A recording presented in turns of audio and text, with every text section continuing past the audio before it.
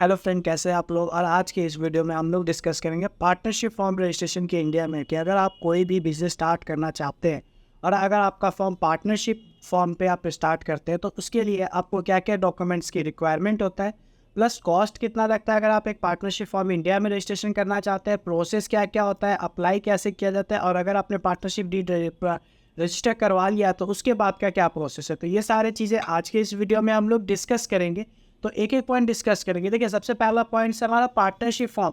तो देखिए, कभी भी आप बिजनेस स्टार्ट करते हैं और अगर आप एक पार्टनर से ज़्यादा है, अगर आप इंडिविजुअल से ज़्यादा है, तो नॉर्मली या तो लोग प्राइवेट लिमिटेड या तो पब्लिक लिमिटेड या तो पार्टनरशिप करवाते हैं या एलएलपी करवाते हैं। तो एलएलपी रजिस्ट्रेशन करवाने का कॉस्ट ज़्यादा होता है, तो लोग अगर शॉर्ट टर्म में जाना चाहते हैं तो इसलिए वो पार्टनरशिप करवाते हैं जिसमें उनको बहुत सारे बेनिफिट्स होते हैं, कॉम्प्लाइंसेस से बच जाते हैं।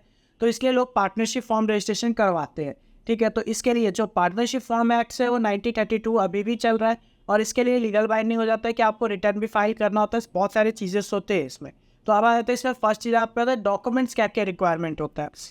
अगर आप इंडिया में एक पार्टनरशिप फॉर्म रजिस्ट्रेशन करते हैं तो देखिए, जब भी आप पार्टनरशिप फॉर्म रजिस्ट्रेशन करेंगे जितने पार्टनर्स होंगे उनके पैन कार्ड्स लगेंगे, आधार कार्ड लगेगा, अगर आधार कार्ड नहीं है तो पासपोर्ट होंगे, जो भी एक जिससे एड्रेस प्रूफ आपका क्लियर हो जाए। उसके बाद आपका एक रेंट एग्रीमेंट लगेगा और प्रूफ ऑफ बिजनेस, अगर रेंटेड है तो रेंट एग्रीमेंट लगेगा।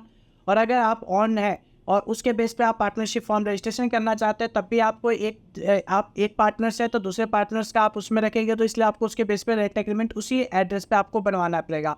थर्ड आ जाता है आपका जो सबसे इंपॉर्टेंट होता है पार्टनरशिप डीड। उसके बाद अगर आपका पार्टनरशिप डीड रजिस्ट्रेशन हो जाता है फिर आप जीएसटी अप्लाई के लिए कर सकते हैं। जीएसटी के बाद आपका ये और आपका हो जाएगा। नेक्स्ट होता है कॉस्ट कितना लगता है पार्टनरशिप डीड रजिस्ट्रेशन करवाने के लिए। तो देखिए, नॉर्मली पार्टनरशिप डीड रजिस्ट्रेशन करवाने के लिए जो स्टैम्प ड्यूटी होता है वो स्टेट बाय स्टेट डिफरेंस होता है। तो उसके लिए आपको फुल नॉलेज होना चाहिए कि इस स्टेट में कितने का स्टैम्प ड्यूटी लगेगा। जैसे किसी स्टेट में 500 का लगता है, किसी में आपका 200 का भी हो जाएगा, किसी में 2000 का भी हो जाता है।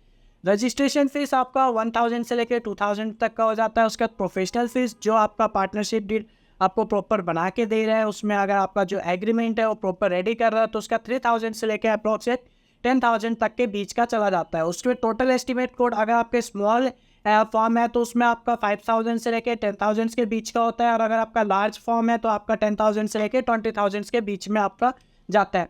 अब आता है step by step process for partnership. देखिए, सबसे पहला होता है ड्राफ्ट बनाना। अगर कभी भी पार्टनरशिप डीड बना रहे हैं आप तो उसमें आपका ड्राफ्ट होना चाहिए। उसमें दोनों पार्टनर्स का, अगर 3 पार्टनर्स है, जितने भी पार्टनर्स है सबके म्यूचुअल कंसर्न होना चाहिए, जो भी एग्रीमेंट उसमें होना चाहिए। उसके बाद आपको उसका प्रिंट निकालना होता है। प्रिंट निकाल के उसके बाद आपको उसके बाद स्टैम्प ड्यूटी अटैच करना होता है। उसके बाद सारे पार्टनर्स का साइन होता है। उस पर साइन होने के बाद उसको सबमिट किया जाता है। सबमिट करने के बाद उसके बाद उस पर आपको एक पैन कार्ड अप्लाई करना पड़ता है, जिसके बाद आपका पार्टनरशिप डीड कंप्लीट होता है। अब बेनिफिट्स क्या क्या हो पार्टनरशिप डीड का, जिसमें फर्स्ट आ जाता है legal recognize of credibility, ability to see and see आ जाता है आपका eligibility for open bank account.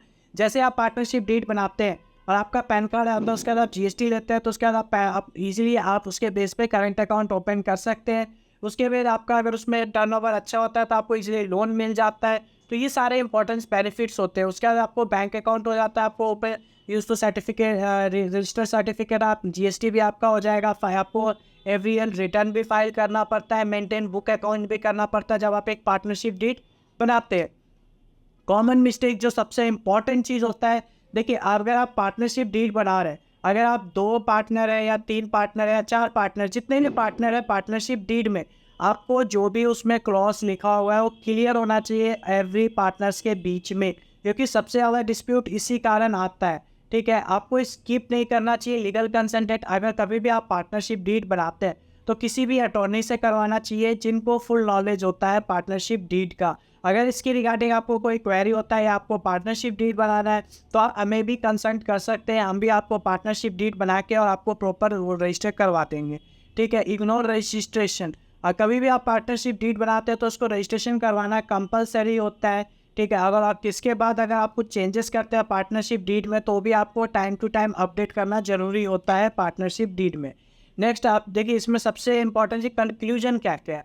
तो देखिए, इसेंशियल आपको कभी भी कोई स्मॉल, जैसे मेनली क्या होता है पार्टनरशिप डीड, जैसे कोई प्रॉपर्टी, रियल एस्टेट, इन सब में इन्वॉल्व होते हैं, मेनली पार्टनरशिप डीड में करते हैं क्योंकि उनके कॉम्प्लाइंसेस कम होते हैं। ठीक है, आपको सारे लीगल रिक्वायरमेंट्स आपको आने चाहिए। प्रोफेशनल एडवाइस आपको लेने के लिए ऑलरेडी मैंने बता ही दिया है, proper registration for legal benefits and smooth operation. अब इसके बाद आता है आपको कोई भी रिक्वायरी होता था, ये सब मैंने अपने कॉन्टैक्ट डिटेल्स यहाँ पे शेयर किया हुआ है। अगर आपको पार्टनरशिप बीट की रिक्वायरमेंट होती है तो आप हमें कंसल्ट कर सकते हैं, हमने अपना डोमेन भी दे रखा है। इसके अलावा आप हमारे वेबसाइट पे भी जाके कंसल्ट कर सकते हैं। फ़ॉर्म के सारे डिटेल्स मिल जाएंगे, पार्टनरशिप फॉर्म होता है क्या है, कैसे होता है, कौन कौन क्या क्या वाई पार्टनरशिप रजिस्ट्रेशन करवाना चाहिए, मिनिमम रिक्वायरमेंट क्या क्या होता है, एडवांटेज क्या क्या है, डिसएडवांटेज क्या क्या है, डॉक्यूमेंट्स क्या क्या रिक्वायरमेंट होता है। उसके अलावा आपको कोई यहाँ पे एफएक्यू की रिक्वायरमेंट्स है तो भी आपको यहाँ से क्लियर हो जाएगा। तो ये सारी चीज़ें आपको, अगर इसमें भी आप यहाँ पे कॉन्टैक्ट फॉर्म फिल करके हम आपसे कॉन्टैक्ट कर सकते हैं, तो ये सारे चीज़ें होती हैं जिसके बेसिस पे आप इजीली पार्टनरशिप डीड रजिस्ट्रेशन करवा सकते हैं। और वीडियो अच्छी लगी हो तो लाइक ज़रूर कर दीजिएगा और चैनल को सब्सक्राइब जरूर कर दीजिए। थैंक यू एंड धन्यवाद।